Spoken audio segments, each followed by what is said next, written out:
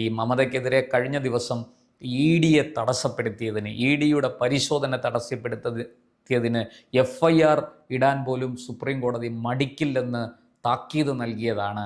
ആ മമതയാണ് ഇപ്പോൾ പുതിയ ഒരു നാടകവുമായിട്ട് പുതിയ ഒരു തിരക്കഥ രചിച്ചുകൊണ്ട് സുപ്രീം കോടതിയെ സമീപിച്ചിരിക്കുന്നത്.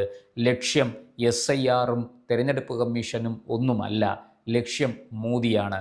തെരഞ്ഞെടുപ്പ് കമ്മീഷനെ സന്ദർശിക്കാൻ പോയിട്ട് അവിടെ ബഹളം കൂട്ടി തിരിച്ചു വന്നു. എന്നിട്ട് മാധ്യമങ്ങളോട് പറഞ്ഞത് ഈ തെരഞ്ഞെടുപ്പ് കമ്മീഷൻ മോദിയുടെ കമ്മീഷനായി മാറിയിരിക്കുകയാണ്, ഒരു BJP കമ്മീഷനായി മാറിയിരിക്കുകയാണ്. ഈ തെരഞ്ഞെടുപ്പ് കമ്മീഷനിൽ ലെവലേശം എനിക്ക് വിശ്വാസമില്ല. ഇവർ ബംഗാളിനെ ചതിക്കാനാണ്, ഈ BJPയെ അവിടെ അധികാരത്തിലെത്തിക്കാൻ വേണ്ടിയിട്ടാണ് ഇവിടെ ഡൽഹിയിൽ കസേരയിട്ടിരിക്കുന്നത് എന്നൊക്കെ പരസ്പര ബന്ധമില്ലാത്ത എന്തൊക്കെയോ വിളിച്ചു പറയുകയായിരുന്നു മമത.